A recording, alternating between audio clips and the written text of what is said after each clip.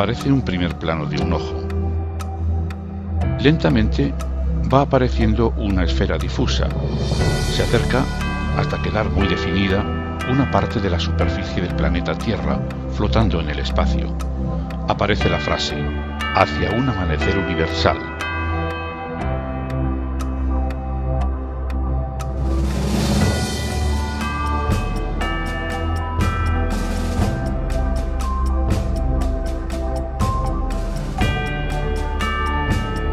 Ciegos en el mundo.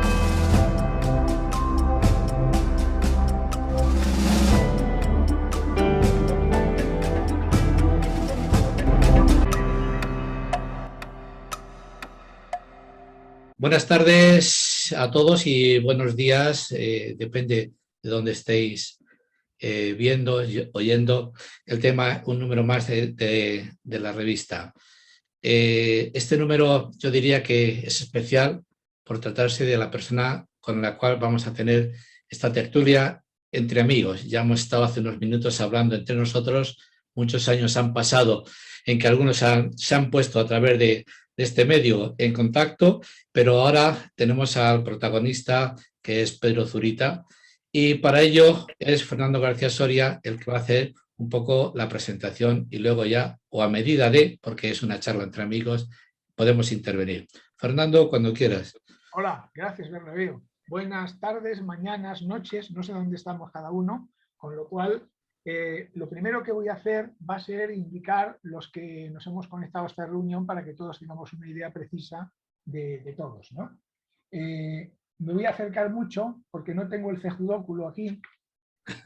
Bernabéu Martínez, Cristina Sanz, José María Rodríguez, Ricardo Gayol, tengo a Alicia, pero no es Alicia, ¿verdad? ¿O sí? Es Gloria Peniza. Gloria Peniza, muy bien, Daniel Muñoz, Francisco Alves, José María Rodríguez Martín, Manuel Cejudo, Rosa Lucerga, José Luis Llorente y Julián García Villalobos. Y yo mismo, que soy Fernando. Oye, perdona, a mí no me has dicho. Sí. ¿Quién nos falta? Alves. Sí, Francisco Alves he dicho. Sí. No, ha dicho. Vale. A Pedro Zurita. Bueno, perdona, Fernando, sí. Antes de nada, tenemos un pequeño corto que hemos hecho sobre la vida. Es un minuto y pico, que José María va a compartir. Y después ya comienza. Martín ha comenzado a compartir pantalla. Decirme si no se escucha, avisarme, ¿eh? Pedro Zurita. Algunas instantáneas de su vida. Se observa a Pedro con 2 o 3 años sentado en una silla. De pie a su lado está su hermana unos años mayor que él. Mira algo que tiene en la mano y se acerca mucho. Ya se manifiesta su importante deficiencia visual. Casa de 3 plantas, escudo en la fachada y galería acristalada en la tercera planta, donde nació Pedro en la localidad de Soto de Cangas, Asturias. Colegio de Soto de Cangas en el que pasó sus primeros años guiado por su padre como maestro del lugar. Hermosa vista del lago Enol, cerca de Covadonga y próximo al lugar de su nacimiento. Fotografía en los jardines del Colegio Santiago Apóstol de Pontevedra. Se ve a Pedro acompañado de otro alumno de menor edad que él, ambos vestidos con ropas del siglo de oro, debido a una representación teatral en la que Pedro actúa de Cervantes. Mapa Mundi, como alegoría de que Pedro fue elegido secretario general de la Unión Mundial de Ciegos en el año 1986. Medalla de Luis Braille otorgada a Pedro Zurita el año 2000, cuando dejó la Secretaría General de la Unión Mundial de Ciegos. Pedro hablando con niños ciegos, de no más de 8 años, en su visita a un colegio de ciegos en Argelia. Saludando al rey Juan Carlos I en Bangkok en 1987. Visitando un colegio de niños ciegos en China. Se ve a Pedro leyendo un texto, muy interesado, y apoyando el papel sobre su abdomen. Pedro Zurita en Zambia, posando con un grupo de 15 personas ciegas de aquel país. nueva foto sentado y recibiendo explicaciones, en el asiento del copiloto, en la cabina de mando de un avión, invitado por el comandante de la aeronave. Pedro con los brazos extendidos en direcciones opuestas tratando de palpar grandes hojas, orejas de elefante, para captar su gran tamaño, en la selva de Costa Rica. Muy bien, pues ya Fernando, cuando quieras. José M. Ordinal Femenino Rodríguez Martín ha detenido la pantalla compartida. Bueno, pues vamos a comenzar, lógicamente, por la infancia. Entonces, Pedro, como ya se ha dicho, donde nace en Asturias. Lo que sí que no sé, Pedro, es no tengo ningún dato del año en que naces. Entonces, mejor que nos lo digas 1948. para no cometer errores. Tu infancia, nos gustaría que nos hablaras un poco de tu infancia asturiana y sobre todo de los colores de tu tierra que parece que sí que veías, ¿no? Bueno, pues yo digo que recuerdo el verde de aquellos prados, el negro del carbón que teníamos en casa para calentar la cocina y de colores no creo que hablara de más. Bueno, tu padre era maestro de escuela y te enseñó a leer y escribir, ¿es verdad? Es verdad. Y a él, en algún momento, dices que a él le debes buena parte de lo que luego has podido ser. Hombre, yo creo que una prueba muy fehaciente de cuál fue la labor de él es que cuando a los 10 años ingresé en el Colegio de Pontevedra, el primer curso, el primer año que estuve, me convalidaron 4 cursos. Pues estupendo, profesor. A los 10 años te trasladas al Colegio de Ciegos Santiago Apóstol de Pontevedra. Y aquí parece que en ti se produce diríamos una contradicción. Por un lado, la vida es así de complicada, ¿no? Por un lado, el trauma del alejamiento del entorno familiar, pero por otro lado, el que se te abren una serie de recursos adaptados para tu aprendizaje. Cuéntanos un poco esto y, Ricardo, tú también estuviste en ese colegio, a lo mejor nos puedes contar algo. Muy bien, pero que empiece Pedro. No, bueno, yo lo que puedo decir que, claro, lógicamente a los 10 años el ir a un colegio que además en aquel tiempo Pontevedra estaba logísticamente alejadísima de la aldea asturiana en la que yo me crié y lógicamente era separarme de la familia y entrar en un ambiente totalmente diferente. Pero al mismo tiempo, enseguida, lo que sí es verdad es que ese interés que había despertado en mí mi padre cuando era pequeño y que en los últimos años, de los 7 a los 10, ya tuve muchas dificultades para aprovechar porque prácticamente me había desaparecido el resto visual que tenía, pues el encontrar la posibilidad de leer y de hacer muchas cosas, indudablemente para mí se abrió un mundo nuevo. Bueno, pues yo me gustaría decir que lo primero de todo es que Pedro nació en uno de los sitios más bellos del mundo. Y eso quiere decir que cualquiera que se aproxime a la visión de ese panorama de Cangas, de todo el oriente asturiano, pero especialmente esa zona de Covadonga, es una maravilla. Entonces siempre supongo que daría pena dejarlo, y no quiero decir que Pontevedra no fuera un espacio agradable, ¿no? Pero que eso, lo primero. Lo segundo, yo entré en el Colegio de Pontevedra, yo creo que 2 años después que Pedro, una cosa así. Yo le recordaba, era un poco mayor que yo y en esa edad la diferencia, aunque sea pequeña, se nota mucho. Era una persona especialmente dedicada al estudio, eso creo que todo el mundo lo recuerda en el Colegio de Pontevedra. Era además casi una autoridad en el colegio de facto, porque creo recordar, Pedro, y si no me corriges, que fuiste presidente del Consejo de Alumnos en aquel tiempo. Justo el último año en el que estuve, que por lo que tú dices es el primero en el que estuviste tú. Yo creo que coincidimos dos, pero bueno, yo entré en el 59 en Pontevedra. El 59, pues entonces estuvimos dos. Exactamente. Yo, y bueno, te del Consejo de Alumnos fui en el curso 60-61.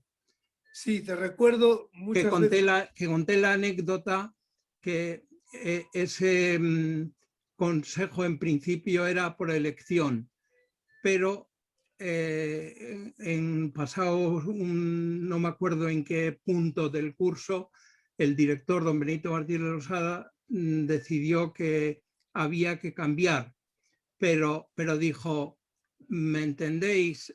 El presidente seguirá siendo Zurita. Bueno, siempre fuiste, Pedro. Bueno, hay que reconocerle a don Benito que aunque tenía un criterio, una pedagogía, diríamos, autoritaria, ¿no? Pero tenía algunos hallazgos interesantes para la época, como era esto mismo del Consejo de Alumnos, que aunque es verdad que podría tener pues limitaciones enormes, pero que era ya una forma, bueno, pues de implicar, ¿no? Y en segundo lugar, el tema de los padres. El tema de tratar con los padres y tal, eso lo tenía muy claro siempre en sus intereses, ¿no? Bueno, pero el Colegio de Pontevedra hay que reconocer que era un colegio bastante único, a pesar de todas esas circunstancias, del momento histórico y de todo esto. Pedro jugaba bastante mal al fútbol, eso hay que reconocerlo, pero había una revista hablada en el colegio y entonces a Pedro le tocó hacer un partido, una crónica de un partido que creo que era entre el Trasmonte, que estaba Luciano Collar y no sé qué otro, y entonces, como no tenía mucho que decir de sí mismo, aparte de hacer la crónica del partido, dijo, en el minuto tal, Fanjul envió la pelota a córner. O sea, bueno, pero sí que, vamos, en el Colegio de Pontevedra ya Pedro marcaba una línea de ser una persona, un estudiante capacitado y motivado y sí que era ejemplar. En ese sentido hay que decirlo con toda claridad.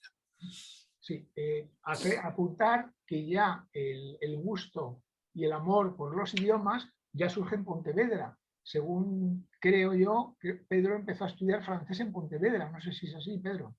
Así es. Y yo señalaba en los apuntes que tenía para esta charla de hoy o para esta conversación con todos vosotros, era decir que el que los idiomas se convirtieran en el mayor interés, la gran pasión de mi vida, pues no se explica porque yo fuera hijo de diplomáticos o de inmigrantes o lo que sea.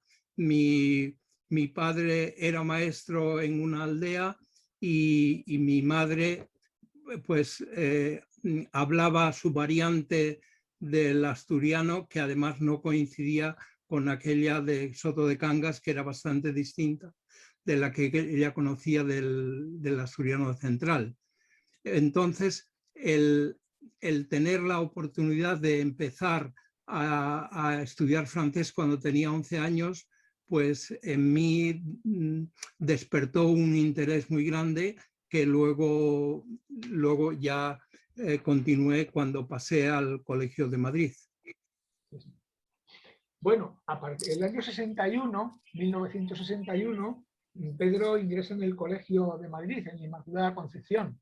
Y aquí ya vienen los datos para mí apabullantes. Estudia ya estando en el colegio francés, inglés, alemán, ruso. Empieza a hacer en los últimos años ya cursos de verano. Le dejan asistir a la escuela de idiomas, ¿así, Pedro? Sí, o sea, porque yo en el programa oficial solo tenía francés. Entonces todos los demás idiomas los empecé por mi cuenta y luego enseguida al segundo o tercer año me dejaron ir a la Escuela Central de Idiomas por la noche. Sí. Bueno, yo tengo un recuerdo personal que sí que me gustaría compartir con todos vosotros. Y es que yo entré en el colegio el año 1964, ya Pedro llevaba algunos años y era un veterano, y yo tengo el recuerdo de que fue en aquella época que eras un niño y que entrabas en un internado y que te pasabas unos días llorando, pues recuerdo que la primera persona que encontré y que me consoló de mi situación fue Pedro Zurita, en un banco que denominábamos el Banco de la Paciencia. No sé si quizá a Pedro eso se lo haya olvidado, a mí no se me ha olvidado nunca. No, sí, recuerdo cuando entraste ya la valoración que haces, lo que sea, eso ya es una cosa subjetiva tuya, pero en fin, sí que recuerdo perfectamente cuando ingresaste. Bueno, luego Pedro ya acaba el bachillerato y ya ingresa en la universidad. Y en la universidad nos volvemos a encontrar de nuevo con más idiomas. El portugués, el catalán, el griego moderno, el japonés, el polaco, el serbio-croata y después el esperanto, que nos inculcaba de forma entusiástica el que nosotros tuvimos el profesor de historia, el señor Figuerola. Con Ángel Figuerola Auque. Eso es. Pedro, ¿quieres hablar algo del esperanto? Porque... Espera, Fernando, me gustaría recordar aquí ¿sí? Que una expedición que hicieron a Estados Unidos, a Vermont, creo que fue, no recuerdo el año exacto, Pedro, debió ser el 66. Fue en el 66. Sí. Que iban Antonio Vicente, iba Tomás Santos, sí, iba Emilio Saiz de Murieta y tú, creo recordar, y el padre Arteaga. Sí. Famoso padre Arteaga. Bueno, digo que fue una experiencia así de salida internacional, donde tú ya eras como el alumno aventajado, obviamente, y los demás iban secundándote, pero bueno, que creo que fue interesante. Quiero decir una cosa que creo que es importante porque ese hecho fue crucial en mi vida. Es que en el año 64, cuando yo todavía estaba, me parece que había terminado tercero de bachillerato, fui a Francia a una colonia de vacaciones para ciegos. Y el hecho interesante es que yo aquellos 16 años no recuerdo cómo yo me había planteado o cómo se iba a hacer el viaje, porque había que ir a León, Francia, y en aquel momento pues las comunicaciones no eran lo que eran hoy. Pero vamos, el hecho es que justo el día antes de estar previsto que yo iba a salir con mi padre en este viaje, mi madre dijo pues que en fin, que a este crío no lo vamos a dejar solo ir por ahí, no sé cuántos y tal, y en fin, y entonces mi padre vino y me lo dijo y yo me cogí un disgusto, una rabieta, pero vamos, pero era una cosa que como yo estaba determinadísimo y tal, entonces tanto eso que cogió mi padre y dijo, pues yo te llevo, y entonces me llevó.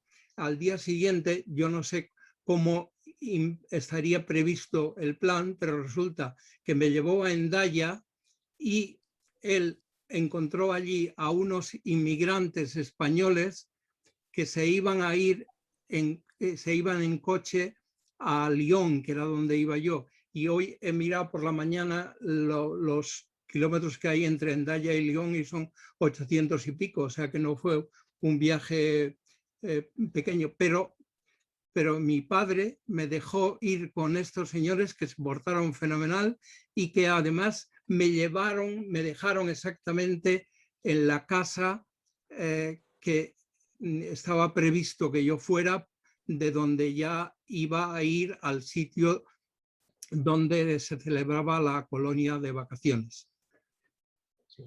Bueno, un hito también, yo creo que importante, él nos lo dirá, en la vida de Pedro, fue la primera conferencia internacional a la que asistió, que fue una conferencia sobre el braille. Sí, antes de eso voy a citar otro hecho que fue muy importante cuando fui a América en el año 86,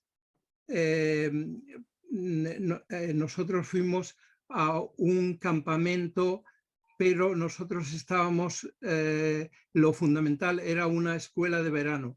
Esa escuela de verano, como yo ya tenía 18 años, ya, en fin, entonces me pusieron en la clase más adelantada, que era todo con alumnos americanos. Y el profesor de esa escuela me cogió mucha simpatía y pensó que valía la pena pues promocionarme. Entonces él tuvo la idea, como él daba clase en un colegio de esos que en América llaman escuelas públicas, pero que son en realidad las escuelas particulares, privadas, para que hiciera allí el último año del bachillerato. Y yo, que en aquel momento todo lo que fueran abrir nuevos horizontes, pues me acogía a ellos sin vacilar, pues como el asistir a esa escuela costaba mucho, pues ni más ni menos llamé a un tío que tenía en Puerto Rico, un hermano de mi madre que se había ido al principio en los años 20, me parece, y que luego se había convertido pues, en un... era el dueño de unos grandes almacenes en Puerto Rico, y le llamé para decirle que si él estaría dispuesto a pagarme la escuela, y me dijo que sí, y entonces todo eso. Pero resulta que antes de terminar el curso, el profesor me vino diciendo que por desgracia no era posible que ir en la escuela, porque le habían dicho que tenían ya llena la cuota de alumnos con problemas, que en aquel momento en eso incluían a los nativos americanos, indios, en fin, eso. Y tuve que quedarme con la miel en los labios. Bueno, Pedro, en el 1973, como decía, vas a la primera conferencia internacional en Oslo, que es una conferencia sobre el braille. ¿Qué recuerdos tienes de entonces? Bueno, fue mi primera conferencia internacional dentro de la delegación de la ONCE, pero debo decir que yo desde el año 1968, que asistí al primer Congreso Mundial de Esperanto y con una parte específica que se llamaba Congreso Internacional de Esperantistas Ciegos, empecé a participar casi todos los veranos en los congresos de esta Liga Internacional de Ciegos Esperantistas. Fui en el año 70 a Viena, luego en el 71 a Londres, en el 72 a Rimini en Italia, el 73 a Belgrado, el 74 a Hamburgo en Alemania, y luego ya el próximo congreso fue en el 78 en Bulgaria, porque aparte de estos viajes oficiales que empecé en 1973, yo desde el 1974, cuando fui a Francia, y en el 66 a Estados Unidos, en el 67 fui a Inglaterra, en el 68 a Alemania, todo a cursos de verano para perfeccionar idiomas. Y ya luego en el 69 y en el 70, como ya estaba en la universidad, pues fui a cursos de verano en las universidades en la Universidad de Salzburgo en Austria. Y en el año 69 empecé a ir a Italia, no a cursos, sino simplemente a casa de personas que había conocido en el Congreso de Esperanto en el 68, y luego la verdad es que en Italia pues tuvo una historia de interacción con con la gente allí, pues que me atraía muchísimo ir a viajar. Yo de hecho, no sé si alguien lo recuerda, pero tuve mi primera... Yo lo recuerdo perfectamente. mi primera novia allí cuando la conocí en Milán. Y como caso anecdótico, en los últimos meses estamos intercambiándonos muchos WhatsApp. Simplemente seguimos siendo siempre amigos y en fin, es bueno que esas cosas no desaparezcan del todo. Sí, sí. Bueno, muy pronto fuiste profesor de francés e inglés en fisioterapia. Creo que fue el año 66 en la escuela, ¿no? En el 66, el 2 de noviembre del 66, justo el año en el que había vuelto, en el que había estado en Estados Unidos, y la razón por la que yo me autorizaron a dar clase de inglés y francés es porque en el tiempo del bachillerato iba asistiendo también a la escuela de idiomas y hice los diplomas era lo que había en aquel momento, lo que llamaban diploma de Estado, certificado de actitud en francés y en inglés, y entonces en escuelas no oficiales pues sí podía dar clase. Y así empecé a dar clase primero, justo a la primera promoción que iban a estudiar fisioterapia. Digo que iban a estudiar fisioterapia porque tenían que empezar haciendo 3 años de ayudantes técnicos sanitarios.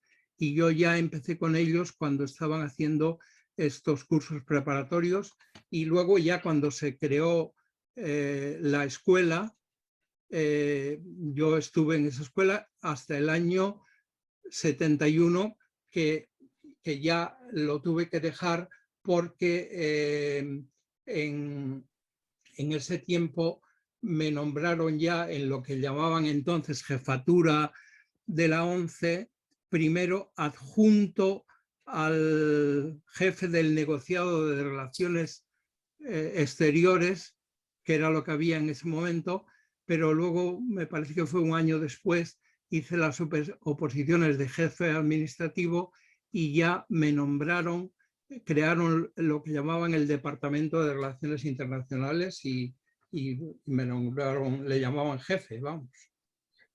Bueno, el año 86 coincidimos en la dirección general, tú en concreto en Acción Social. Exactamente. En Acción Social estuviste. Cuando Ricardo era jefe de servicio, yo estaba en la sección de cultura. ¿No es así? Sí.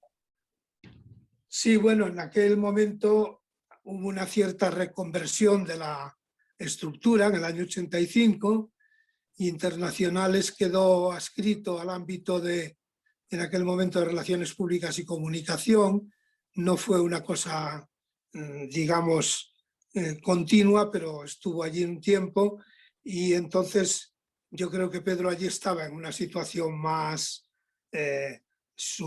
subalterna, por decirlo de una manera más o menos descriptiva, y yo creo que fue bueno en ese momento recuperarle para la actividad directiva, y en Acción Social, aunque fue de una manera un poco interina porque había ideas más importantes para él, pero de una manera interina. Esas ideas surgieron después, ¿eh? Bueno, no, pero ya estaban en el ambiente de algunos.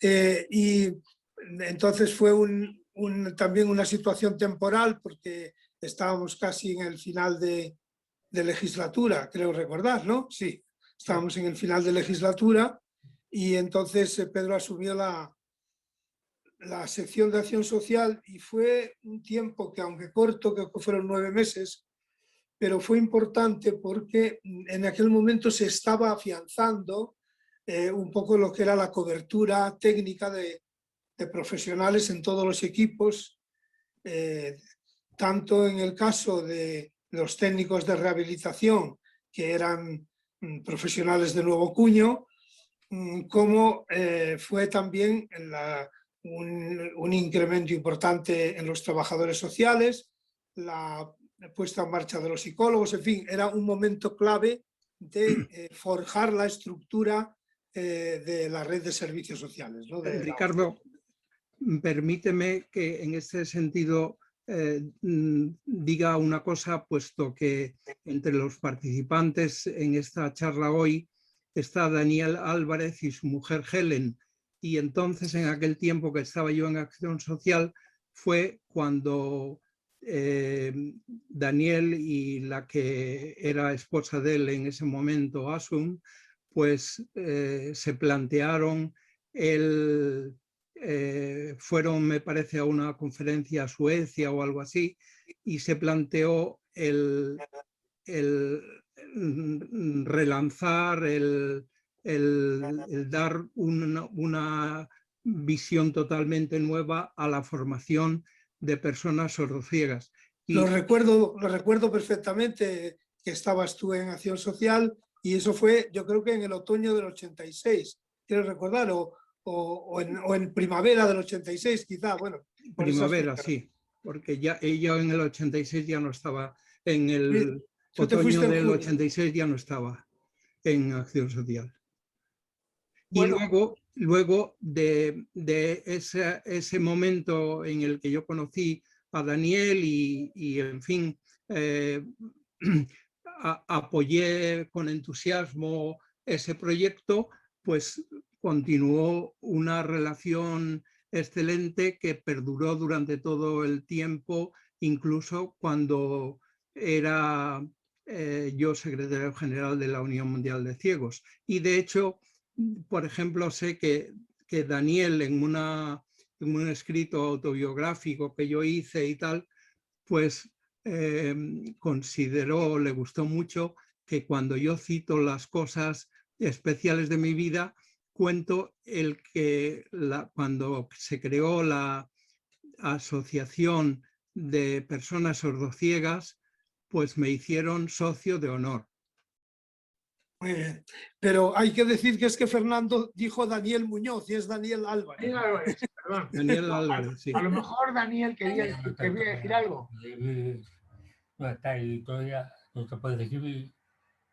El primer contacto que tuvimos. Sí, así es, nuestra historia no hubiera podido escribir sin el primer contacto que tuvimos, Pedro. Había quedado ya sordociego. Había quedado ya totalmente sordociego. Y estaba bajando ayuda por todas partes. Y estaba buscando ayuda por todas partes. Hasta que alguien me puso en contacto contigo. Entonces vivía en Badajoz. En aquel entonces yo vivía en Badajoz. Así es. No puedes decir,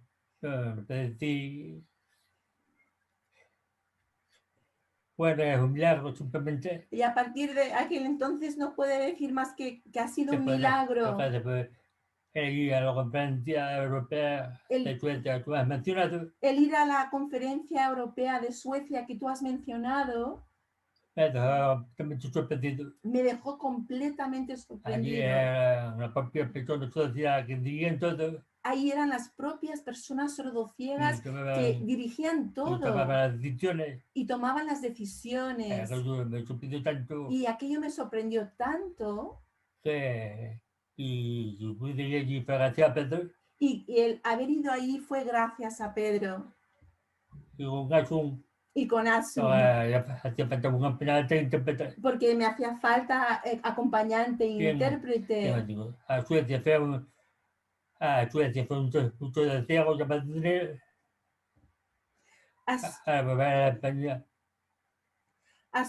fue un sordociego llamado Daniel, y al volver a España, tenía una persona sordociega. Lo pudo crear con vuestro apoyo, Daniel, una persona sordociega, tantas cosas.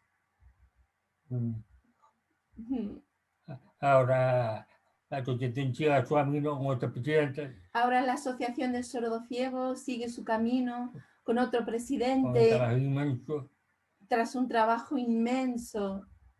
Pedro me ayudó en los momentos difíciles y también Y Pedro me ayudó en los momentos difíciles también. muchísimas gracias De verdad, lo Pedro. que falta todavía. Y muchísimas gracias. Y bueno, todo lo que nos hace falta caminar todavía. Gracias. Sí, yo tengo que decir que efectivamente ese impulso de Pedro fue el que determinó básicamente el que se tomara la decisión política de poner en marcha el departamento y bueno, creo que fue una gran suerte que fuera así. Y yo creo que hay que agradecerle también a Pedro, pero también a Daniel, esa capacidad de emprendimiento que demostró. Bueno, pues ahora hay que hablar de un acontecimiento también fundamental en la vida de Pedro, y es su elección como secretario general de la Unión Mundial de Ciegos, en la que estuvo durante 14 años. Pedro, ¿qué nos cuentas de esto? Cuéntanos un poco, y aquí sería bueno también que hablarais todas aquellas personas que le habéis conocido en Portugal, en Hispanoamérica, todos que podéis hablar de Pedro en su cometido y en la relación que tuvisteis y que habéis tenido con él. Bueno, la elección de secretario general de la Unión Mundial de Ciegos en octubre del 86 no se explica sin todos los antecedentes que hablamos antes de mi vinculación con los idiomas y mi vinculación con el trabajo internacional. Y una cosa importante que debo señalar es que yo fui secretario general en Nueva York, que tuvo que elegirlo el comité ejecutivo porque había fallecido el secretario general que se creó, que se eligió cuando se creó la Unión Mundial de Ciegos en el 84, falleció el sueco Anders Arnor y yo fui elegido a pesar de que estuvieron muy en contra los europeos porque tenían una estrategia totalmente distinta en la que no entraba precisamente mi elección. Y fue una cosa curiosísima el hecho de que en aquella reunión de Nueva York votaron por mí, por supuesto, latinoamericanos, asiáticos, africanos, de Norteamérica, etcétera, pero tuve todos los votos en contra de los europeos, que además lo dijeron públicamente, dijeron que fuera la primera vez en la vida que se elegía un alto cargo de la Unión Mundial de Ciegos sin haber sido recomendado por la asociación regional a la que debía pertenecer. Pero, en fin, fue así y la verdad es que la estrategia estaba que en esa reunión no se eligiera secretario general y sí se decidiera que la segunda asamblea de la Unión Mundial de Ciegos tendría lugar en Londres en el 88. Pero yo convencí fácilmente a Antonio Vicente Mosquete que, puesto que en el 88 celebrábamos el cincuentenario de la ONCE, sería muy bueno que también celebráramos aquí la Unión Mundial de Ciegos. Y conseguimos en esa reunión de Nueva York las dos cosas. Sí, a mí, perdona, he intervenido mucho, no quiero más, pero sí decir que pienso que también la decisión de Antonio política de apuntalar esa Secretaría General para Pedro, creo que era una voluntad institucional clara de aportar en la Unión Mundial pues un poco la nueva savia de la ONCE, y yo creo que eso Antonio sí lo tomó como un compromiso político importante, parte porque la persona de Pedro le ofrecía todas las garantías para poder hacer ese viaje y parte porque creo que era el momento oportuno para que la ONCE pusiera sobre el tapete sus posibilidades, sus potencias, en un momento donde estábamos en pleno impulso, ¿no? Entonces yo creo que sí que fue un momento importante y que incluso, aunque la Asamblea General ya Antonio desgraciadamente no pudo estar, creo que planeaba sobre ella un poco ese espíritu de optimismo colectivo y de compromiso real entre los países dentro del movimiento internacional de los ciegos. Y una cosa que supongo que tú, Ricardo, recuerdas, y quizás también Fernando, es que Antonio tenía mucho interés de que yo fuera secretario general, pero que al mismo tiempo no me desvinculara del trabajo de la ONCE, que todo eso, cuando por desgracia ya no contamos con Antonio, pues todo eso cambió. Y entonces Antonio, para asimilarme a jefe de sección de la Dirección General, me dio un nombramiento que yo creo que en la ONCE pocos conocen, porque ese papel a lo mejor no lo vio casi nadie. Pero Ricardo, no sé si tú recuerdas que me nombraron asesor del presidente del Consejo General en relaciones externas y planificación de servicios. Sí, sí, yo además creo que colaboré algo en hacer ese papel. Yo también lo recuerdo eso, sí. Amigos, creo que soy Cristina. Creo que es momento para señalar dos cosas puntuales. Pedro acaba de decir cómo llegó a la Secretaría y dentro de eso nombró que Latinoamérica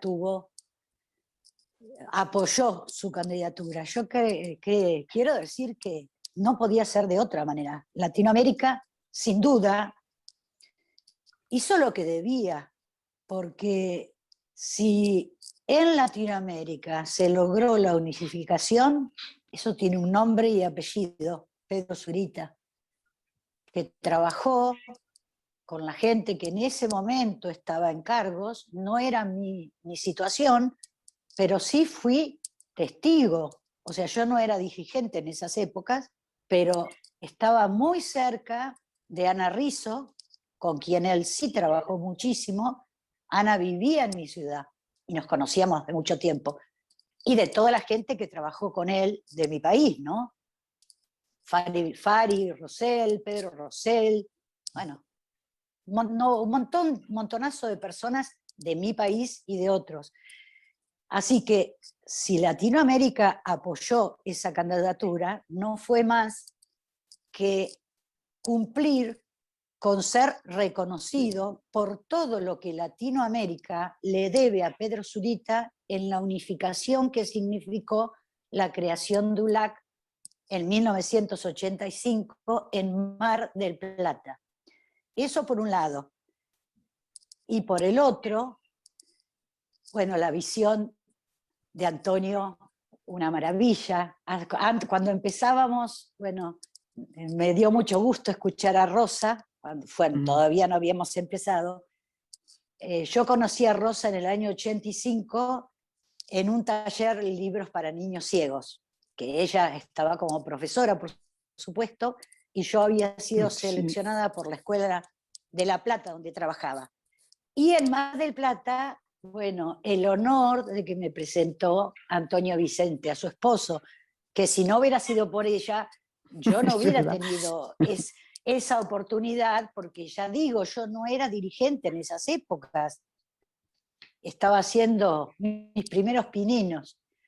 Y a su vez, la segunda conferencia mundial en España, no solo se logró y Pedro estuvo en ella, sino que Latinoamérica tuvo un rol también importante porque Enrique Elizalde llegó a la vicepresidencia de la Unión Mundial.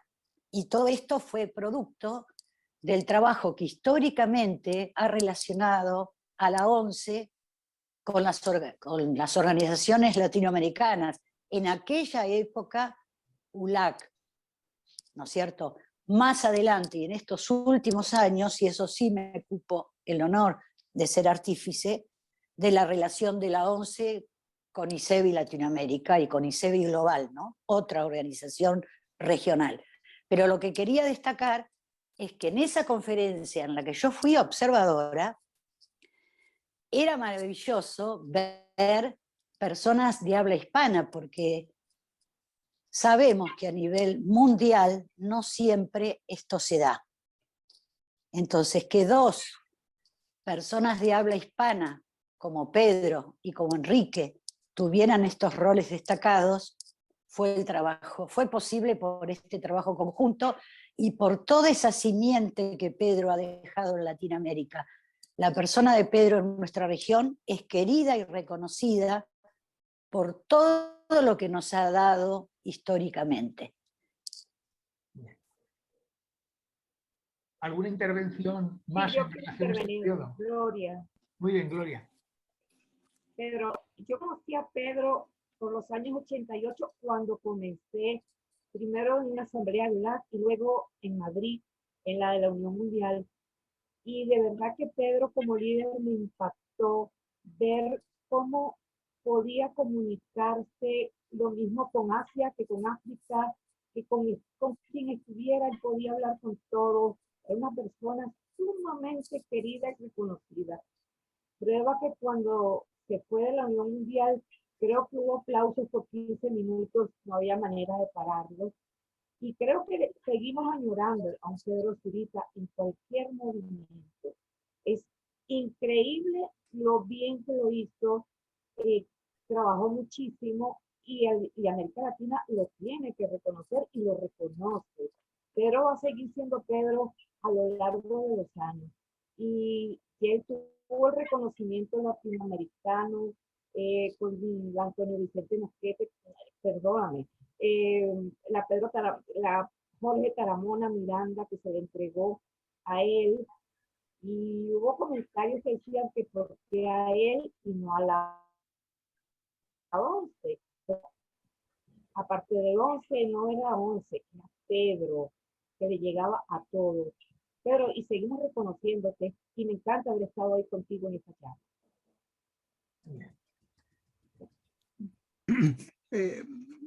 Como anécdota respecto a esa cruz Jorge Taramona que me dieron en abril del 96 en una asamblea de ULAC en Cuba, y esto se puede comprobar revisando la revista oficial de la ONCE, que entonces se llamaba Perfiles, en la información que preparó la persona de la ONCE que había ido como delegado sobre esa reunión, no hace la menor mención a que a mí se me dio esa condecoración.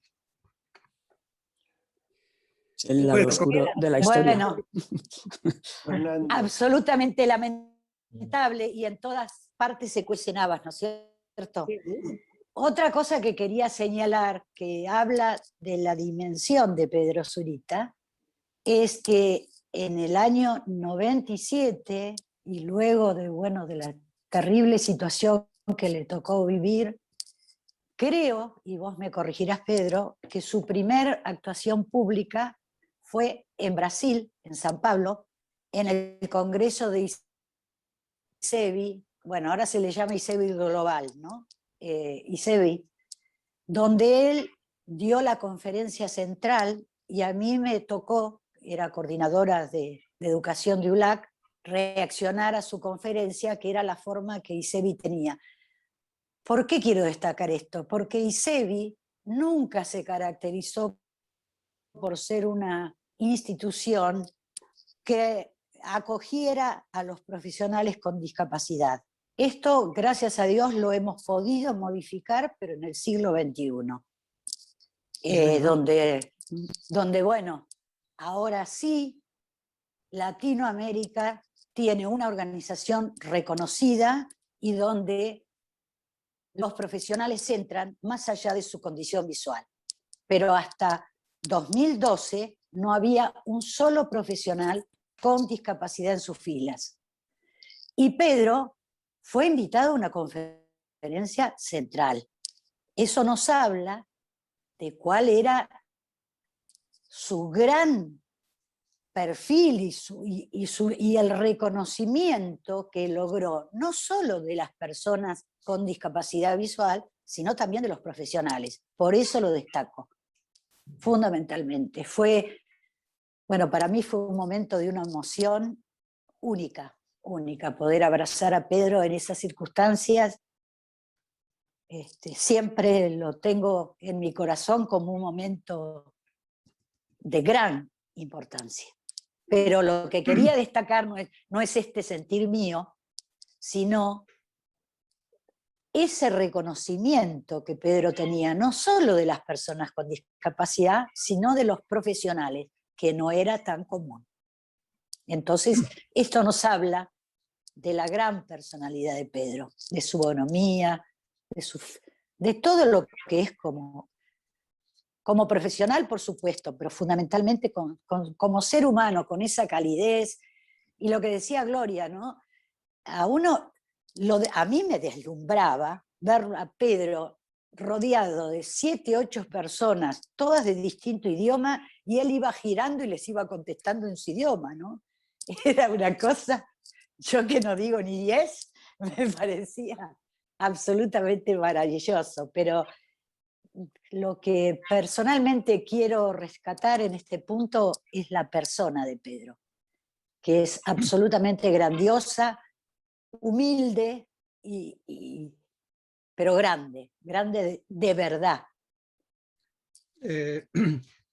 Cristina ha hecho alusión a algo que había pasado en enero de 1997, y supongo que la mayoría de vosotros o todos vosotros recordaréis que es cuando tuve aquel accidente gravísimo en un viaje del trabajo a Marruecos. Y entonces el tener una de las ponencias principales en el Congreso quinquenal de ICEBI en agosto del 97 en Sao Paulo era una cosa que estaba ya de antes. Pero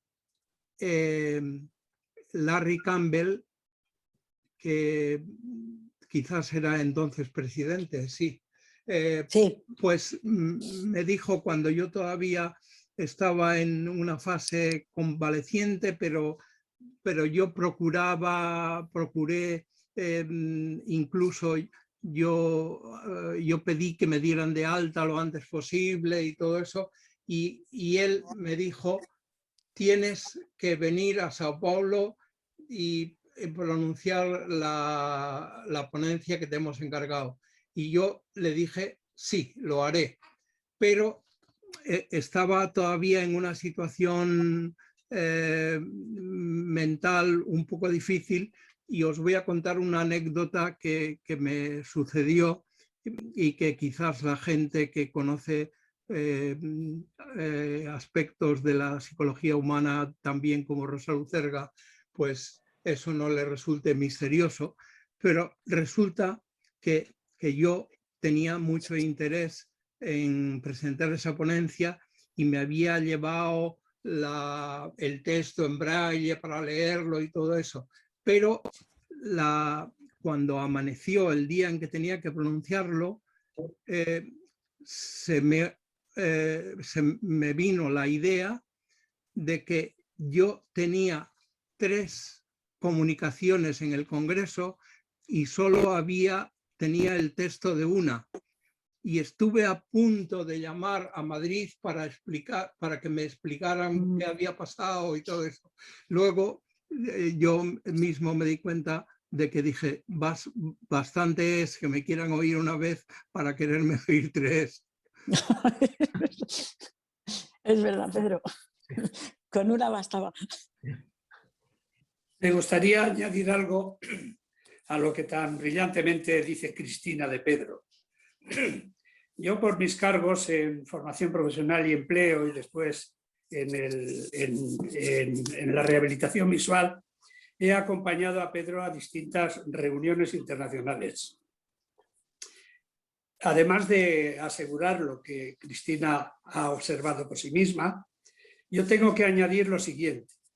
Pedro es un hombre con una extraordinaria visión de lo que es el gobierno de la vida de los ciegos en cualquier lugar.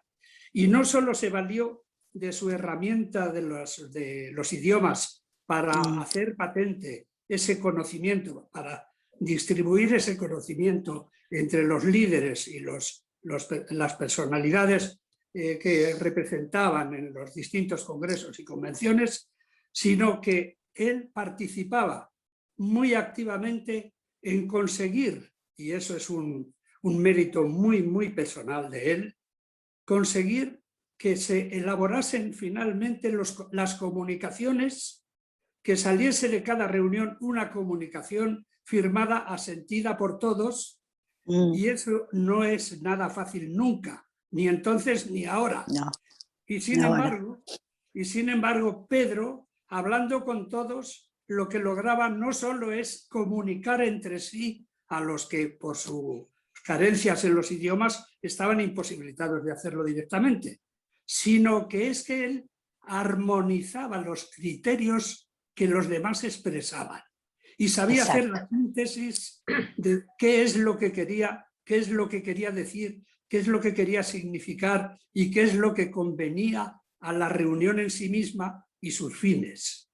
Eso ha sido maravilloso observarlo por mi parte y creo que es un valor de Pedro que no se le agradecerá lo bastante, pero vamos, ahí el recuerdo que acaban de mencionar, que en todos los sitios donde él estaba, siempre estaba rodeado de gente, de simpatizantes, de personas que le agradecían y que le querían por su manera de trabajar y por los logros que habían conseguido entre sí gracias a la ayuda de Pedro.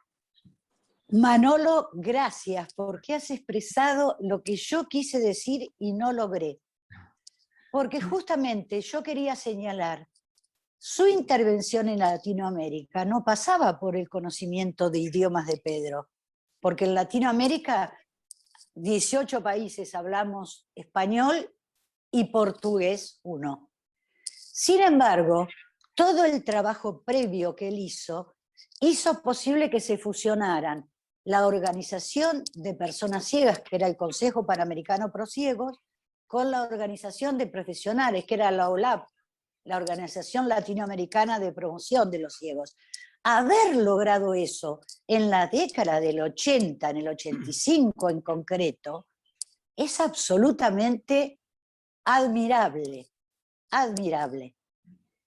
Y bueno, esto es lo que ha traído el reconocimiento de Pedro en toda Latinoamérica como una persona que su bonomía, su don de gente y esta cosa de conciliador que siempre tuvo, logró con espíritus muy, muy aguerridos y muy complejos.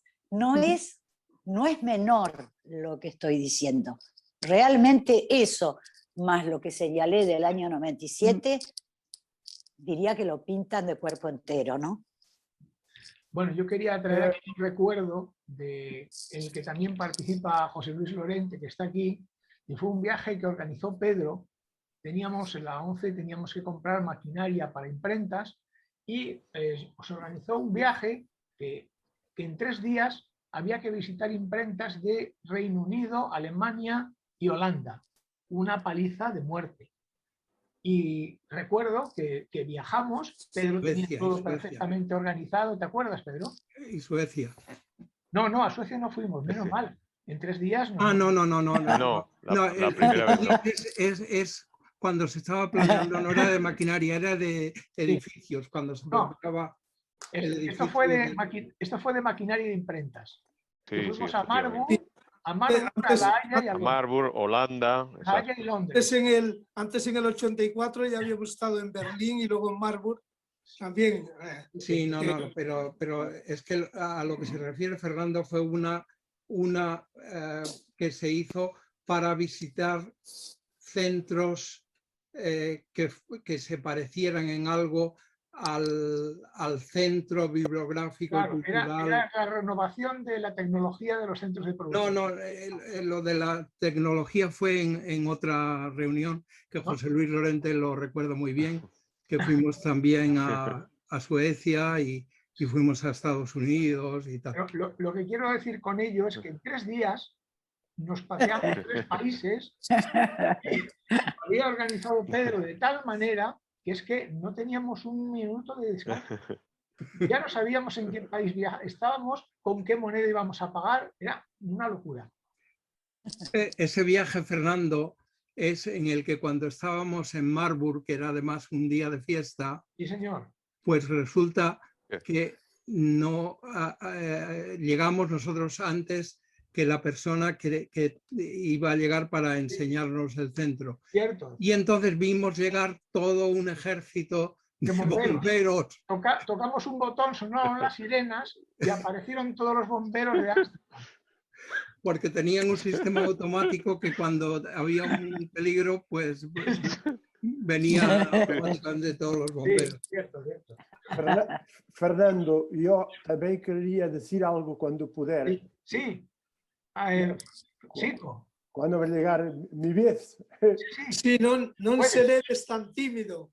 Puedes hablar. No soy tímido. Mira, primero quiero agradecer a Bernabé Martínez me ter invitado a este grande encuentro. Es un honor muy grande estar aquí con vosotros. Después quería decir alguna cosa para hablar de Pedro. No sé, si fue muy largo me corta la palabra. Hay un botón para cortar el micrófono. Sí, lo sé. Pero es Bernabé, el único que lo puede hacer es Bernabé. Yo tengo que hablaros un poco de la revolución de los claveles y la situación en que vamos, las asociaciones, la democracia, empiezan a discutirse.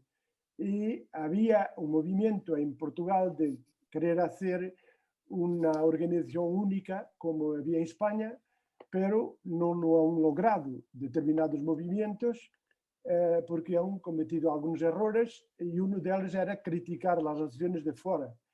Y cuando llegué, con 20 años, llegué de Trás-os-Montes a Lisboa, integré esos movimientos y dije, no, tenemos que procurar la unificación, pero tenemos la primera cosa, si la queremos lograr, no es criticar las asociaciones que existen, que eran de barrio, no salían de su calle, porque yo he sido presidente, el primer presidente ciego de la Asociación de Luis Braille, que tenía 60 años y el presidente era siempre una persona con vista, yo he sido el primer presidente ciego y el último, porque no final acabamos con la Asociación Luis Braille y hicimos la ACAP, la Asociación de Cegos de Portugal, en 89, cosa que hoy me suena como un milagre y que cómo es posible de forma democrática hacer una fusión de 3 asociaciones, unas con 60 años y otras con bastantes, y hacerlo. Y entonces nos sabíamos que era necesario hacerlo porque nunca había habido contacto con el exterior, con España no había contactos ningunos y los primeros contactos han sido con mis amigos. Yo estudiaba, no era directivo, fue personas que han sido fundamentales para conseguir la unificación. Y la unificación han intervenido 3 factores. Yo decía que teníamos que conseguir la unificación nos bastidores.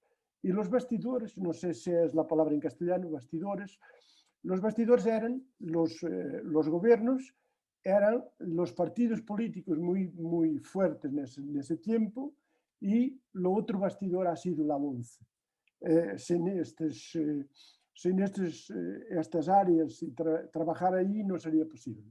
Y dentro de la ONCE yo pienso que están nombres íntimamente conectados con la unificación, un señor llamado Fernando Soria, otro Ricardo Gayol García, otro Hilario Alonso y Pedro Zurita. Y eso es histórico y es lo que sucedió. Y entonces, cuando conseguimos la unificación, la Asociación dos Ciegos empieza a participar en las reuniones de la Unión Mundial y de la Unión Europea. Y mi primer encuentro ha sido el primer encuentro que que he conocido personalmente a Pedro Zorita, ha sido en la segunda Asamblea de la Unión Europea que se ha realizado en Varna, Sofía, en Varna, Bulgaria, y onde conocí Pedro muy rápidamente porque, infelizmente, en esa asamblea se da la muerte de Antonio Vicente Mosquete y él se marchó a España y nos dejó en la asamblea solos. Otro momento que yo recuerdo con mucha emoción ha sido la última asamblea en Melbourne, en Australia, en que Pedro estuvo despediéndose de su cargo de secretario general y lo que las personas decían es que la ovación, los aplausos a Pedro son de minutos y minutos y sin fin, mucho mayores que a los presidentes y a otras personas. Entonces, revela una persona muy querida del movimiento internacional de los ciegos. Pedro, Mequinha te manda un beso muy afectivo, como siempre, y te recuerda también con muchas saudades, Y entonces yo tuve algunos encuentros con Pedro, uno de ellos ha sido para engarear fondos para la nueva asociación, él se ha desplazado a Lisboa y te recuerdas, Pedro, un encuentro realizado por los Lions Club que de dineros poco se ha conseguido, pero trabajamos más un poco y ha actuado un pianista ciego, Orlando Monteiro, y te recuerdas que tú te reías mucho con el título... La espantosa revelación. La espantosa revelación que era el pianista ciego Orlando Monteiro.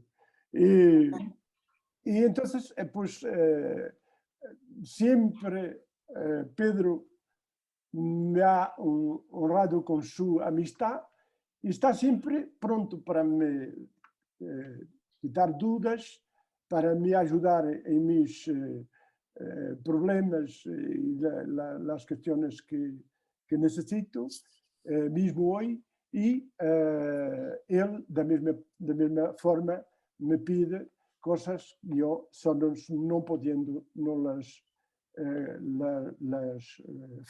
haré.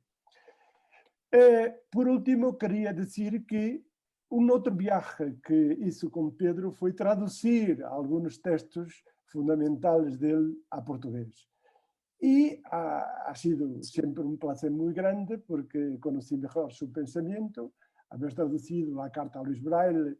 ¡Ay, maravillosa! Sí, otra sobre que habla de Asturias y me ha dado un problema traducir una cosa porque decía así, se recordaba de las pegas en Asturias. Ora, pegas é urracas e pegas é o mesmo nome em Asturias que em Portugal, porque em português e em Asturias há alguns idiomas, há alguns vocábulos que são idênticos. E então eu tive que dar uma volta ao texto para conseguir dizer o mesmo que em português pega. E este é apenas um incidente, mas num desses textos Pedro habla de um episódio de um ninho de uma conferência que ha dado em Costa de Marfil e que o niño, 20 anos depois, lhe agradeceu que ha cambiado sua vida. E ele não se acordava e o niño lhe disse, el tocador de tantán nunca sabe até onde é escuchado.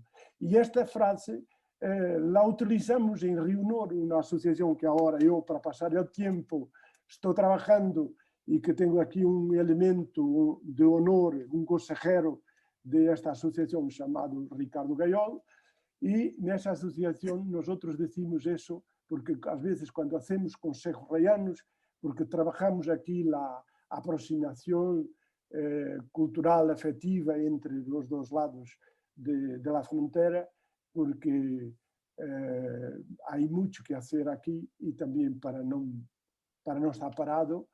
Y entonces decimos mucho esa frase cuando tenemos poca gente y las ideas se semean y después unas han de fructificar o no, porque nunca se sabe onde se escucha el tocador o se escucha el tantán.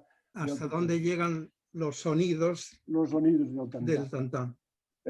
Pues es esto que quería decir aquí con mucho calor y mucha afeição para mi amigo Pedro. Un abrazo para todos y gracias a todos y pronto, es eso que quería decir. Bueno, lo que yo quiero decir con mucha sinceridad es que si tomara al pie de la letra lo que muchos habéis dicho de mí, pues me consideraría un mago con poderes extraordinarios. Yo creo que simplemente lo que sí que he procurado, y lo mismo ocurre cuando habló Daniel Álvarez de lo de sordociegos, yo puse positivamente lo que podía, pero eso siempre unido a lo positivo que ponían otras muchas personas. Y por supuesto, todos sabemos que la vida no es tan sencilla y que no todo es de color de rosa. Y, por ejemplo, yo os voy a contar una cosa. En el año 97 yo tuve ese accidente muy grave y sí tuve mucho interés en reanudar el trabajo que se me había encomendado en el 96 lo antes posible, pero yo me di cuenta perfectamente que mis posibilidades habían cambiado. Entonces yo enseguida hice público que en el 2000 no me volvería a presentar como candidato a la Secretaría General de la Unión Mundial de Ciegos. Y después, teniendo en cuenta los acontecimientos que ocurrieron en España, los cambios en la ONCE, etc., estoy seguro de que si en el 2000 yo hubiera querido ser de nuevo candidato a la Secretaría General, no se hubiera apoyado desde aquí mi candidatura. Así que no di la oportunidad de que dijeran el no, pero estoy seguro de que lo iban a decir.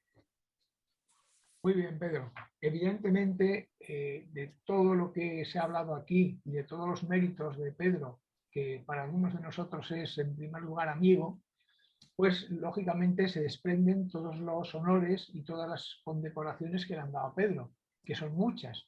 Y a mí me gustaría hablar de un tema. Pedro, creaste un fondo de ayuda a los jóvenes. Eso me gustaría que hablaras. Perdóname, es que con la traducción a lo mejor Daniel va como 4 pasos detrás. Sí, se llama un Quería fondo. comentar algo. Un fondo de... Lo que acaba de decir Pedro, antes de que empezaras a tú hablar. Fernando, ¿puede? ¿Puede? Muchas gracias. Puede. Sí, Daniel. La verdad es que el accidente de Pedro fue para mí. La verdad, para mí, el accidente de Pedro fue un golpe durísimo. Para poder asegurar. Pero yo os puedo asegurar, Independientemente de independientemente de cómo fueran después las cosas, Pedro es una de las pocas personas que se ha atrevido a aprender nuestro lenguaje del dactilológico. Y me alegro tanto de habértelo podido enseñar. La contribución tanto a las dificultades. Y lo ha aprendido muy bien a pesar de sus dificultades. Yo, pero fatal. Pero el problema es que yo hablo fatal, no se me entiende. Siempre, como tú decís, la vida, los correctos, cosas nuevas. Pero siempre estás allí buscando soluciones de la vida, buscando retos y cosas nuevas. En estos tiempos y en estas circunstancias. Y en estos tiempos ahora, en las circunstancias que estamos viviendo, a mí me parece increíble. A pesar de decir, de circunstancias, como se puede decir, las circunstancias de la pandemia. Y aunque podemos decir que con las circunstancias de la pandemia nos afecta a los dos igual, pero para mí eres un completo héroe. Te felicito de verdad, Pedro. Gracias. Pedro, me gustaría que nos hablaras un poco del Fondo de la Juventud, en qué consiste, porque es un poco una parte del legado que dejas. Bueno, este Fondo de Juventud que no era mi intención que le llamaran Pedro Zurita, pero que luego el ejecutivo de la Unión Mundial de Ciegos decidió que se llamara Fondo de Juventud Pedro Zurita, surgió de la siguiente manera. Yo, al dejar la Unión Mundial en el 2000, de mis propios ahorros, o sea, no utilizando dinero de la ONCE ni nada, di $10.000 para que se creara un fondo de juventud para ayudar a las personas ciegas, sobre todo en países en vías de desarrollo, porque las cantidades que se podían dar no eran muchas. Y entonces, desde el año 2001, todos los años, al principio de cada año, yo doy una aportación de unos 600-650 euros. Al principio hubo muchas personas que dieron donaciones a ese fondo, aportaciones y tal, no por criticar, simplemente por decir la verdad. En la ONCE nunca han querido aportar nada a ese fondo, porque yo lo hice para que se ayudara a los jóvenes en países con menos posibilidades, pero no lo hice para satisfacerme a mí ni para alimentar mi ego, y desde luego yo no quise al principio que llevara mi nombre. Hubo una persona, el señor que a lo mejor algunos de vosotros, que los que habéis tenido más relación con la internacional, Arne Husbeck de Suecia, que me cogió, me acuerdo que eran en una reunión en Bangkok, y me dijo, dice, sé que estás buscando nombres para eso, no sé qué y tal, tienes que aceptar que ese fondo llevará el nombre tuyo, y yo te prometo que tanto a nivel personal como a nivel institucional voy a aportar a ese fondo. Y efectivamente él lo hizo, y cuando ya estaba muy mal, ya estaba en la fase terminal, un día recibí una llamada de Noruega aquí en mi casa, y la persona que le estaba cuidando dice, Pedro, Arne quiere decirte algo. Y él ya no podía casi hablar, pero me dijo, Pedro, quiero decirte que he dado $10.000 más a ese fondo. Y qué bueno. Luego, la verdad es que en la Unión Mundial pues no han hecho mucho por seguir alimentándolo. lo siguen operando, pero claro, solamente puede utilizarse los rendimientos del capital, no el capital principal, y en fin, pero alguna cosa se hace, y de hecho ha habido ya dos personas, una persona de Mozambique y una persona de Uganda, que buscaron mi nombre y me escribieron y tal para contarme de que ellos se habían beneficiado en sus estudios de la oportunidad que les había dado esa beca. Recordarás, hablando de esto, Pedro, cuando se hizo desde el entonces CIDAD aquella conferencia, multiconferencia o videoconferencia, que creo que era la primera vez que se intentaba hacer por parte nuestra, por parte de la ONCE,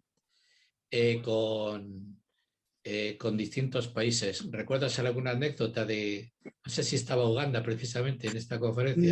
No, Uganda no estaba, estaba Ghana, pero Ghana no, al final no pudo conectarse y mandó el vídeo después. Participaron, me acuerdo, de Malasia, de Hong Kong, de Tailandia y de países europeos, de Finlandia, de Alemania, varios. Eso fue una de esas cosas que tú de vez en cuando, Bernabé, me metes y yo tengo el defecto de tomármelas bastante en serio. Haces muy bien. Había, cuando Pedro, la fuerza de voluntad de Pedro después del accidente fue asombrosa, ¿no? Se demostró después cuando estuvo con nosotros en la ciudad, pero antes, cuando estaba en la clínica, fuimos a verle, no sé si recordarás, Enrique Varela, sí. Venía Paca, la secretaria que teníamos entonces, y yo, y José Luis Lorente. Y una de las cosas que dijiste, Pedro, nos vemos, pegaste un salto de la cama y dijiste, sí, pero aquí no. Y la anécdota también era que cuando presentamos a Paca, le dijiste a Enrique, ¿esta qué novia es la última? O sea que ya estaba Pedro empezando a mejorar. ¿Tú te acuerdas de un hecho real cuando en aquel poco tiempo que yo fui jefe de comercial en el CIDAD? Sí. Y yo tenía un problema, sobre todo en los primeros meses después del accidente. La risa. Que era que me daba la risa y no podía controlarme. Sí. Y al principio, Rosa, con el que me ocurría muchísimo eso, era con tu hijo Antonio. Con mi hijo. Porque sí. Antonio me hace reír muchísimo y claro, yo eso no se te ha curado, ¿eh? Eso no se te ha pasado. Yo no podía controlar la risa y entonces Bernabé recuerda una vez que estábamos reuniéndonos con Carmen Fernández, la entonces que era jefa de atención al usuario o algo así. Y entonces algo dijo, algo no sé qué, y me entró la risa y yo no podía pararla. Y entonces ella se enfadó muchísimo. Se enfadó, tremendo. Sí. Tremendo, sí. Y por más que la decíamos después, bueno, no fue capaz. Pero bueno, después por la noche la llamaste para explicar que no podías contener la risa, cosa que sorprendía mucho a la gente en principio, ¿no? Sí. No, alguna vez incluso cuando llamaban por teléfono y no sé qué, me decían, bueno, es que si usted no me toma en serio, yo no le quiero... Yo, Pedro, recuerdo mucho mis conversaciones contigo en casa, cuando desdoblábamos personajes, ¿te acuerdas? Sí, y cuando yo a Ricardo Gayol lo ponía dos personas. Uno con me subdividiste. Sí, una con varias esposas y otro con menos, o algo así, ¿no? Fernando, me gustaría añadir algo antes de que siga progresando la conversación por los aspectos más personales de Pedro, que probablemente van a interesar a la audiencia mucho más que lo que yo diga. Pero todavía regresando un poquito al ámbito profesional, tengo que añadir algo que es de gran relevancia en su revisión vital, ¿no? Y es haciéndome cargo de que en España se suele decir mucho que nadie es profeta en su tierra. Es decir, que la experiencia en España es muy frecuente de que las personas que destacan por haber hecho algo en favor de la sociedad, en favor de la ciencia o en favor de su entorno, pues la verdad es que no siempre son reconocidos y son más valorados fuera de España que dentro. Aquí ya se han dicho cosas que reflejan mucho el gran reconocimiento que tenía de fuera, pero no se ha dicho lo bastante, creo yo, acerca del valor que ha tenido Pedro en el desarrollo actual de la propia ONCE. La visión de Pedro de lo que era necesario y de lo que era posible era tan certera y ha sido siempre tan realista que él le refleja, vamos, que le da la idea de lo que él vale para meditar, pensar y tener una trascendencia de su opinión basado siempre en los hechos reales. Entonces, en España, además de la importancia que ya ha puesto de relieve Daniel del acercamiento al mundo de la sordoceguera, tengo que añadir mis experiencias personales de todo lo que ha trabajado Pedro para que empezásemos con la rehabilitación visual en el Cervo, y de lo que a mí me ayudó también muchísimo para poner en marcha un proyecto que no ha resultado ser muy ventajoso, pero quizá haga una alusión a mi idea de la cuestión, y es la Escuela de Afinación y Reparación de Pianos. Fue conmigo a visitar la de Praga, la de Londres, Hereford, en Reino Unido, y la de París con el Valentin Harouy, que tenían un programa también de afinación y reparación de pianos, y logramos poner en marcha con muy pocos elementos, con la aportación de un gran afinador que teníamos en calidad de ordenanza, que era Busquet, y también pues, con gente proveniente del CERPI, que podía manejar los aspectos mecánicos del piano. En fin, también la creación de la Escuela de Formación Profesional de Afinadores de Pianos. Este proyecto no ha fructificado demasiado y no está en vigor realmente, y yo creo que es porque fracasamos en la promoción laboral de los alumnos que se formaban.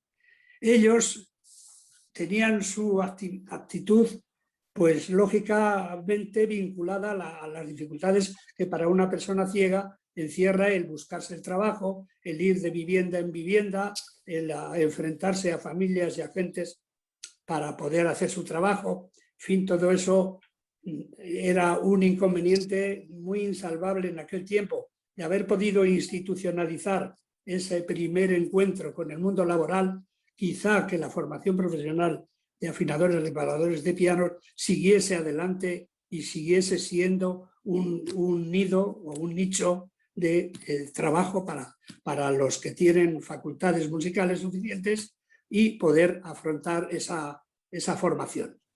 Quería yo haberme referido a esto y decir que el que no haya sido reconocido en España tanto, pues no me extraña, porque yo conozco mucho también por haber vivido toda mi vida en la ONCE, cuáles han sido los distintos elementos que han ido influyendo más en el desarrollo de la entidad, y también pues Pedro no ha estado exento de ese defecto tan español que es la envidia.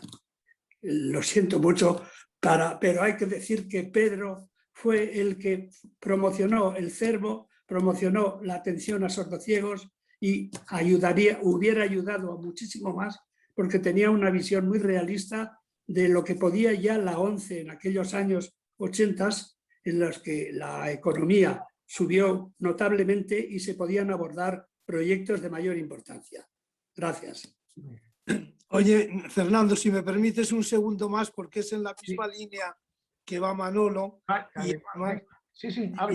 Y además entrando en esto de que en tu país te reconocen muy relativamente tus valores y a veces pues fuera te los reconocen mucho más. Pero bueno, sí que quiero decir una cosa, y es que cuando se produjo el cambio político en la ONCE, en el año 82, pues sí que hubo un grupo de consejeros generales que apostamos porque Pedro fuera delegado general, que era el cargo ejecutivo de la ONCE en aquel momento. Independientemente de valorar si luego pues, el perfil de Pedro es más técnico, más político, más social, bueno, pues yo creo que en Pedro hay elementos de todo tipo, a lo mejor probablemente lo técnico y lo social hasta prevalecen, pero sí decir que en aquel momento pusimos en él unas esperanzas que creo que eran fundadas por todo esto que acaba de decir Manolo, porque no solo fue el Cervo, no solo fue la escuela de pianos, fue la producción Braille, fue, como tú has dicho, la rehabilitación visual, fueron un montón de cosas que para el tema de los servicios Pedro fue un elemento clave, como un elemento Ricardo. inspirador. Y la tiflotecnología, bueno, sí quiero decir que diríamos todo el conjunto de lo que han sido los servicios. Entonces, en ese sentido, nosotros que queríamos dar un mayor perfil social al puesto de delegado general y menos metido exclusivamente en el tema del juego, pues lo propusimos. Bueno, luego unas circunstancias políticas, fue una propuesta lamentablemente fallida, pero bueno, que eso no quiere decir que luego la vida no le llevara por otros derroteros más positivos, pero que en todo caso sí que de alguna manera había gente de la ONCE que teníamos puestas las miras en él como un elemento que podía aportar esa línea de futuro que la ONCE necesitaba desde el punto de vista de la actuación ejecutiva. Fernando, yo solo quería decir una cosa sobre este punto. No sé si adelante. Mira, oye, Rosa, tú también tienes que intervenir. Yo es que yo me relaciono solo en la trastienda con Pedro. Yo me relaciono con el negativo de lo que estáis dando. Con las penas, con las saudades, con las frustraciones, con las insuficiencias. Eso no luce aquí. Mira, perdona, Francisco. Mira, lo que quiero decir así, mira, los reconocimientos de los grandes hombres es un problema en cualquier país, no solo en España. Ahora hay una cosa que debe tranquilizar mucho Ricardo Mayola ha abandonado la reunión. que tranquiliza a Pedro. Es así, la historia no es hecha por los que están. La historia viene después y es objetiva, o procura serlo objetiva. Y en Portugal hay un político, Cavaco Silva, que quería hacer la historia, pero la historia han de ser los historiadores que la han de hacer. Y el lugar de Pedro nadie lo va a quitar dentro de la telefología, dentro de España y del mundo. Era solo esto que quería felicitar. Bueno, pues yo creo que para terminar sería interesante que nos hablara Pedro brevemente de la situación que ve él desde toda su perspectiva de 35 años en Relaciones Internacionales de la ONCE y de 14 años en la Unión Mundial de Ciegos, de cómo ve la situación social de las personas ciegas en el mundo. Y con esto, si os parece, podríamos cerrar. Sí, de acuerdo, porque ya casi llevamos hora y media, ¿eh? Vale. Bueno, yo en los apuntes que tenía para hablaros, tenía intención de hablaros de los modelos de servicios para ciegos que hay en el mundo, y en pocas palabras tenemos el modelo español, tenemos el modelo de la Unión Soviética y los antiguos países socialistas, donde se crearon unas empresas mixtas en las que trabajaban videntes y ciegos pero estaban orientadas a conseguir un empleo para esas personas ciegas. En Japón se procuró que los ciegos se orientaran fundamentalmente al masaje y la acupuntura. En China el masaje y la medicina china tradicional. En Italia consiguieron el que hubiera una serie de profesiones en las que hubiera un empleo preferencial para personas ciegas, como era la enseñanza en las escuelas de todos, de videntes, profesores en ese tipo de escuelas, telefonistas y también masajistas. En Alemania se dio gran importancia a la formación profesional muy sólida en algunas actividades, y eso mismo ocurrió, por ejemplo, en Estados Unidos, en el Reino Unido, en Francia. Y en Estados Unidos yo destacaría que lo importante es que al nivel terciario, a nivel de formación universitaria y la actividad profesional que deriva de ella, hay un mayor abanico de posibilidades abiertas a las personas ciegas que en cualquier otro país del mundo. Otra cosa que se ha intentado también en los últimos años, y en ese sentido hay leyes americanas Rosa Lucerda ha abandonado la reunión. que son importantes, que es el crear leyes que sean prohibitivas de todo tipo de discriminación, incluida la discriminación en función de la discapacidad. Los ingleses tienen una ley, los americanos tienen esa del año 90 de los americanos con discapacidad, etcétera, etcétera. Pero yo creo que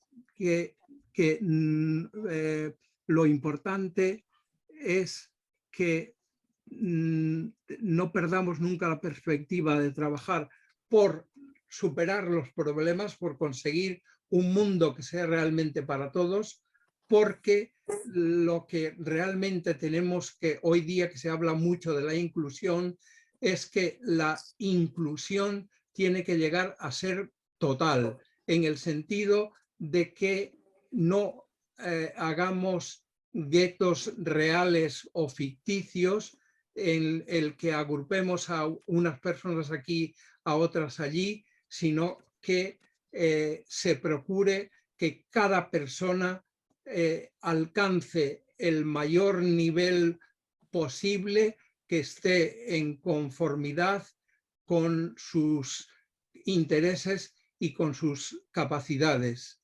Y yo creo que tenemos que llegar a que se supere esa situación de los que ven, los que no ven, los que andan mal. Objetivamente, cada uno tendrá esos problemas, pero lo importante es que se reconozca lo esencial que nos une, que es el ser humanos. Y el ser humano quiere decir que Fernando García Soria tiene estas características, Pedro Zurita tiene estas otras, Cristina Sanz tiene estas otras, y que cada uno consiga lo mejor posible dentro de sus capacidades, sin que tengamos que guetoizar a unos y a otros. Y en la Unión Mundial, pues la verdad es que yo reconozco que dediqué muchísimo tiempo y yo me conocía muy bien a la gente de aquí, de allá y tal. Y hubo un pakistaní que encontraba una crítica, él incluso inventó una palabra en inglés que en castellano yo la traduzco como zuritizar, porque él decía que todo estaba muy zuritizado.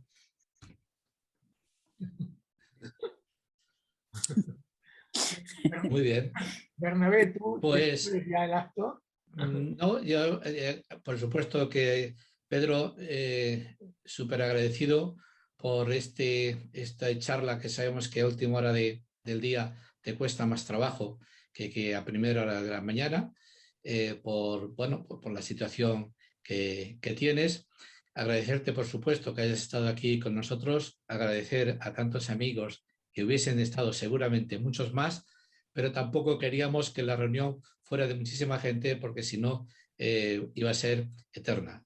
Muchas gracias a todos y gracias, Fernando, por haberte hecho cargo del tema, y por supuesto un abrazo para todos. Muchas gracias. Gracias. Y muchas gracias. Un abrazo. Adiós, adiós a todos. Un abrazo a todos. Un abrazo a todos. ¡Bravo, bravo, Pedro! Corta. Esta da para dos revistas, Bernabé, seguramente. Colaboradores de la revista Punto Cero: Antonio Casado, Julián García, Ernesto de Gregorio, Bernabé Martínez, Tania Osuna, Antonio Pereña, Jorge Piñeiro, José María Rodríguez, Alba Salvador, Julio Salvador,